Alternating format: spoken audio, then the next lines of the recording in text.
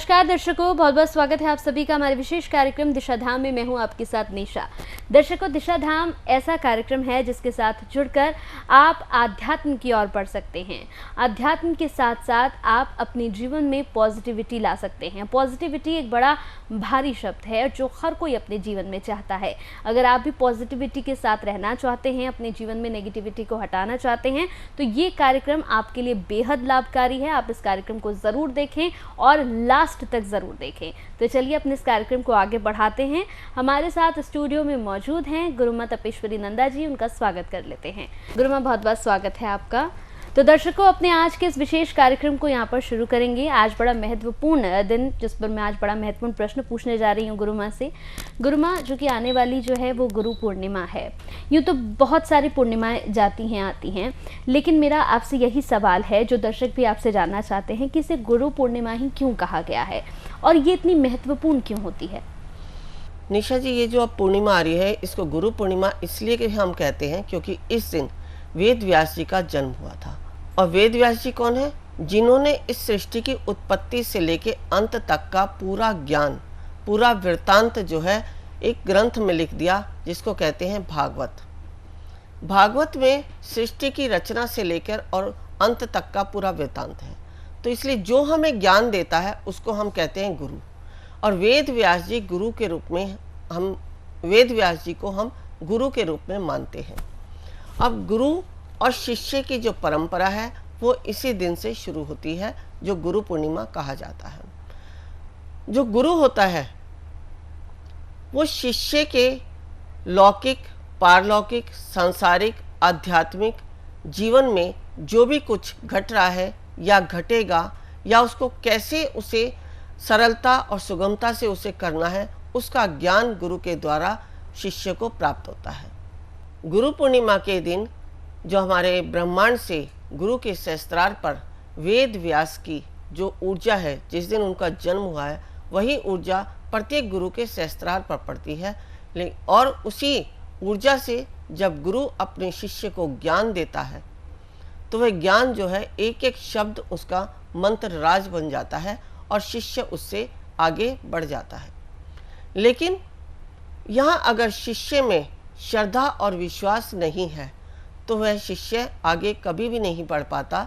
यहाँ मैं बहुत बार बता चुकी हूँ कि गुरु और शिष्य की जो परंपरा है ये बहुत ही पवित्र बंधन है। जैसे माता पिता और संतान का संबंध होता है, वैसे ही गुरु और शिष्य का भी संबंध होता है। जैसे एक माता पिता अपने बच्चे को अच्छे मार्ग पर ले जाते हैं, उन्हें जीवन जीने की कला सिखाते हैं, उन्हें हंसना सिखाते हैं, बोलना सिखाते हैं, चलना सिखाते हैं, संस्कार देते हैं, संस्कृति सिखाते हैं, और जीवन में उन्हें क्या करना है ये सांसारिक ज्ञान उन्हें देते हैं।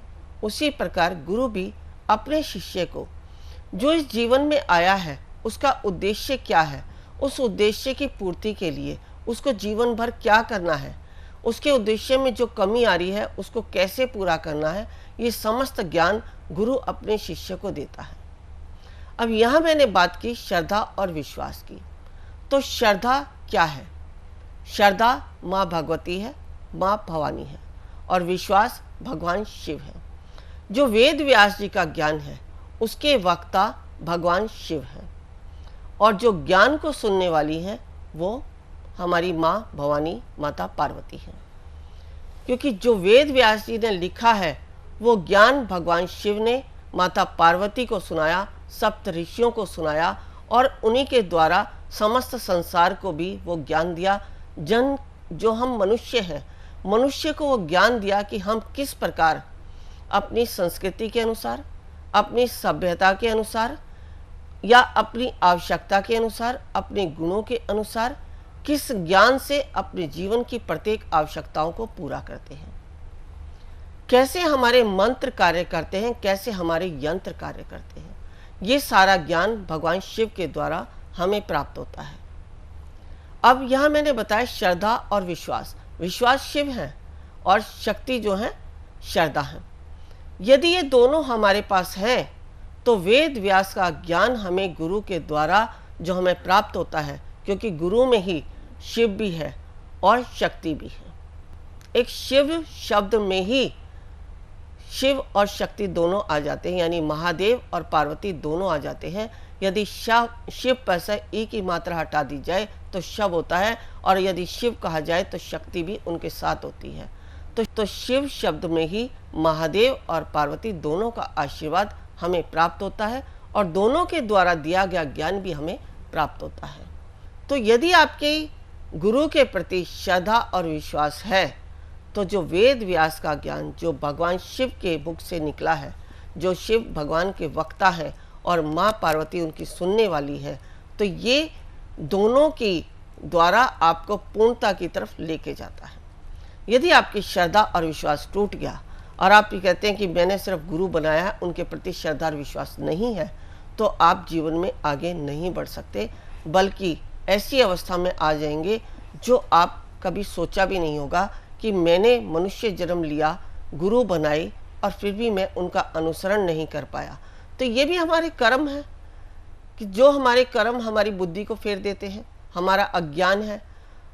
अगर आप श्रद्धा और विश्वास करते करते आज श्रद्धा और विश्वास में अविश्वास में चले जाते हैं, और लेकिन गुरु से जुड़े रहते हैं, तो फिर भी गुरु आपको एक ना एक दिन आपके अंदर वो श्रद्धा और विश्वास दोबारा जागृत कर देता है। तो गुरु का कार्य है आपके अंदर प्रकाश जगाना, जो आपका आत्मबोध है, जो आपके अंदर परमात्मा तत्व है, जो आपके जीवन का उद्देश्य है, उसको जागृत करना। यदि आप इस गुरु पूर्णिमा के दिन गुरु की पूजा करते हैं, तो आपको उस ज्ञान की, उस प्रकाश की लो दिखाई देती है। यानी एक ऐसी अनुभूति होती है जब आप गुरु के द्वारा दिए गए मंत्र का जप करते हैं या गुरु की पूजा करते हैं, तो आपको स्वतः ही एक अनुभूति होगी। जैसे ही आपको वो अनुभूति होती है, तो समझ लीजिए कि आपको गुरु का आशीर्वाद प्राप्त हो गया, या जो वेद व्यास की ऊर्जा जो गुरु का ही स्वरूप है, पूरे ब्रह्मांड में होती है गुरु पूर्णिमा के दिन, उसका आशीर्वाद आपको प्राप्त हो गया। इसीलिए गुरु शिष्य परंपरा कही गई है। जैसे हम माता पिता को गुरु मानते हैं, जब महिलाओं की शादी हो जाती है तो पति उनके गुरु होते हैं, ऐसे ही हम स्कूल में जाते हैं तो स्कूली शिक्षक हमारे गुरु हैं। जो व्यक्ति ये कहता है कि मैंने कभी गुरु नहीं बनाई, या हमारे परिवार में किसी ने गुरु की महिमा को नहीं जाना, या मुझे पता नहीं कि गुरु होता क्या है, जो इस स्कंद पुराण को पढ़ता है, उसके अंदर जो गुरु गीता है उसको पढ़ते पढ़ते उसके अंदर गुरु भक्ति आ जाती है, और वो कहीं ना कहीं जो परमात्मा है उसे गुरु की तरफ ले जाते हैं, और वहीं से उसके ज्ञान की जो है उत्पत्ति होने लगती है। तो ये जो गुरु पूर्णिमा है, इस दिन गुरु की पूजा की जाती है। इस दिन गुरु अपनी पूर्ण ऊर्जा के साथ अपने शिष्य को आशीर्वाद देता है, और उसकी आध्यात्मिक यात्रा को आगे बढ़ाने के लिए उसके ज्ञान को स्वतः ही जागृत कर देता है। कई शिष्य ऐसे होते हैं जो कुछ कर ही नहीं पाते, लेकिन फिर भी गुरु के द्वारा उनको ऐसा आशीर्वाद प्राप्त हो जाता है कि जिनसे उनका सारा ज्ञान अपने आप प्रकट हो जाता है, जो कभी सोच भी नहीं सकते कि क्या मैं कभी ऐसा था। जो बहुत बुराइयों से चले आ रहे हैं, बहुत बुराइयां उनके जीवन में थी, लेकिन जैसे ही उनको गुरु मिलते हैं, एक समर्थ गुरु के संपर्क में आते ही उनका जो है जीवन परिवर्तित हो जाता है। बहुत सारे आपने वृत्तांत सुने हैं, बहुत सारे संतों के द्वारा आपने उद्धार होते दिखे हैं। जैसे अगर मैं बात करूं विवेकानंद की, कबीर दास की, तो इन सबको भी कहीं ना कहीं गुरु मिले हैं, फिर उन्हीं के द्वारा उनके जो ज्ञान का प्रकाट्य हुआ, तो ये भी आगे जाके एक बहुत बड़े संत बने, जिनको हम आज महागुरु के रूप में देखते हैं। और यही महागुरु की ऊर्जाएं जो हैं इस गुरु पूर्णिमा के दिन इस पूरे ब्रह्मांड में होती है। यदि हम समस्त गुरुओं का ध्यान करके और भगवान शिव का ध्यान करके, क्योंकि विश्व गुरु तो हमारे महादेव हैं, महादेव का ही ज्ञान है जो गुरुओं के द्वारा आप तक पहुंचता है, और वही ज्ञान आपके जीवन में बदलाव लाता है। तो इस दिन महादेव का, वेद व्यास का और समस्त महागुरु जो जितने भी हुए हैं, उनका आशीर्वाद इस गुरु पूर्णिमा के दिन हमारे सहस्त्रार पर पड़ता है। जब हम गुरु के द्वारा दिया गया मंत्र जप करते हैं या गुरु की पूजा करते हैं, तो गुरु के द्वारा जो आशीर्वाद प्राप्त होता है, या इस दिन हम गुरु के द्वारा कोई दीक्षा भी प्राप्त करते हैं तो हमारी दीक्षा जो है, हमें जो हमारे जीवन का उद्देश्य है, जो हमारे जीवन में अंधकार है, जो हमारे जीवन में असत्यता है, जो असमर्थ्य है हम कुछ करने के लिए, वो सामर्थ्य सारा हमें गुरुदेव के द्वारा ही प्राप्त हो जाता है। गुरुदेव की पूजा मात्र से ही हमें वो सब प्राप्त हो जाता है जो हम जीवन में पाना चाहते हैं।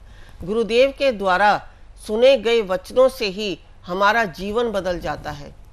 कभी कभी गुरु हमें ऐसे शब्द कह देते हैं जो हमारे जीवन से जुड़े होते हैं और वही शब्द सुन के हमारे जीवन में बदलाव हो जाता है। तो इस दिन जब गुरु आपको ज्ञान देते हैं, आपको प्रवचन करते हैं, तो उनमें ऐसे ऐसे शब्द होते हैं जो आपके जीवन में मैंने बताया कि आपके अंदर ही सारे परमात्मा हैं, सारे बीज मंत्र हैं, उनके ऊपर जब चोट करते हैं तो वो शक्ति आपकी जागृत हो जाती है और आप अध्यात्म की तरफ आगे बढ़ जाते हैं।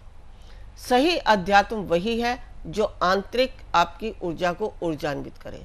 जो आप बाह्य पूजा करते हैं ये आप सिर्फ अपने जीवन में आदत डालने के लिए कर रहे हैं, अपने जीवन को आध्यात्मिक दिखाने के लिए करते हैं। आप मंदिर जाते हैं, पूजा करते हैं, भगवान के आगे फूल चढ़ाते हैं, ये सब आप कर्म कांड कर रहे हैं। आपके द्वारा किया गया एक कर्म है जिससे आप आदत बन जाती है आपकी, वो करते करते, और वही आदत आपको एक ज्ञान की उत्पत्ति कराती है। उस ज्ञान को प्राप्त करने के लिए आप गुरु के पास जाते हैं। तो ये गुरु पूर्णिमा वही ज्ञान का प्रकाट्य करने का दिन है जो आप एक गुरु के द्वारा ज्ञान को प्राप्त करके ही आगे आध्यात्मिक जीवन में पढ़ते हैं। मोक्ष और मुक्ति भी हमें गुरुदेव के द्वारा ही होती है। बहुत सारे लोग कहते हैं कि भव सागर से पार कराने वाले हैं गुरु। तो भव सागर क्या है? भव सागर तो ये पूरा संसार है। जब हम जीते जी जीवन जीते हैं, इस सागर में हम कैसे कैसे कितने संघर्ष करते हैं, कितने प्रयास करते हैं, कितना हम जीवन में मेहनत करते हैं, तब हम अपने जीवन को सफल बना पाते हैं। यानी हम सिर्फ इतना करने पर अपना घर, मकान और पैसा ही कमा पाते हैं, लेकिन जो जीवन का उद्देश्य है वो पूर्ण नहीं कर पाते। तो जीवन का जो उद्देश्य है वो हमें सिर्फ और सिर्फ गुरु के द्वारा ही प्राप्त होता है। गुरु शिष्य परंपरा हमारी देवी देवताओं से चली आ रही है, ऋषि मुनियों से चली आ रही है। जैसे माता पार्वती ने भगवान शिव को अपना गुरु बनाया, भगवान श्री कृष्ण ने संदीपनी को अपना गुरु बनाया, राम ने वशिष्ठ को अपना गुरु बनाया। तो ये गुरु परंपरा तो हमारे ऋषि मुनियों और भगवान के कई युगों से चली आ रही है, चाहे वह द्वापर युग है, त्रेता युग है या सतयुग है। समस्त युगों में चली आ रही है, लेकिन कलयुग में जो है गुरु परंपरा बहुत ही चल रही है, क्योंकि इस कलयुग में प्रत्येक व्यक्ति लोभ, मोह, क्रोध, मोह, माया के जाल में फंस गया है और उन सब से बाहर निकालने का मार्ग हमें गुरु ही बताता है। ऐसा नहीं है कि कलयुग में जो है संतों की कमी, संत हैं लेकिन उनके प्रति श्रद्धा और विश्वास की कमी है। यदि आपके अंदर श्रद्धा और विश्वास आ जाए तो आप अपने गुरु के द्वारा अपने उद्देश्य को प्राप्त करके अपने जीवन में मोक्ष और मुक्ति को प्राप्त कर सकते हैं। मोक्ष का द्वार है गुरु, मुक्ति का द्वार है गुरु। यदि आप गुरु के द्वार पर पहुंच गए तो आपके मोक्ष और मुक्ति के द्वार खुल जाते हैं। आपका कोई भी ऐसा कर्म नहीं जो आपके इस मोक्ष और मुक्ति के द्वार को बंद कर दे। आप हमेशा अपने जीवन में अपने गुरु का मान रखते हुए आगे बढ़ते जाएंगे।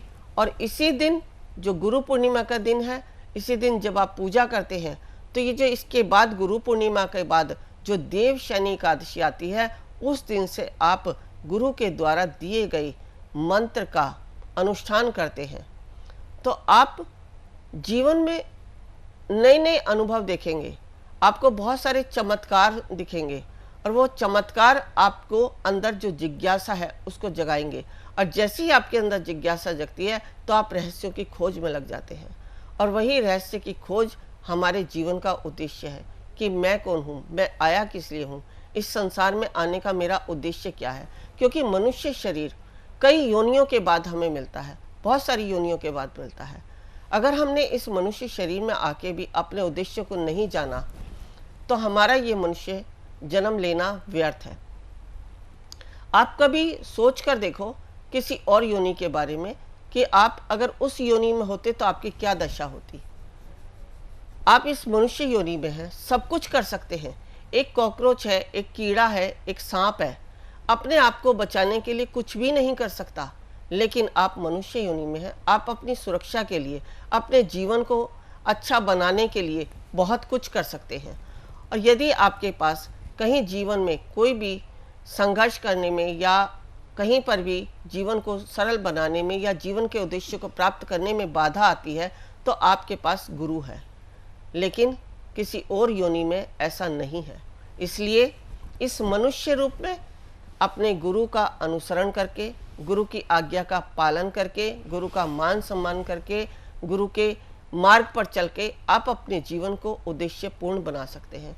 आपका जो उद्देश्य है, जो अनेक योनियों से गुजर के आया है, उन समस्त योनियों से आप मुक्त हो सकते हैं। कहते हैं ना, गुरु आज्ञा ही केवलम शिष्य से परम मंगलम।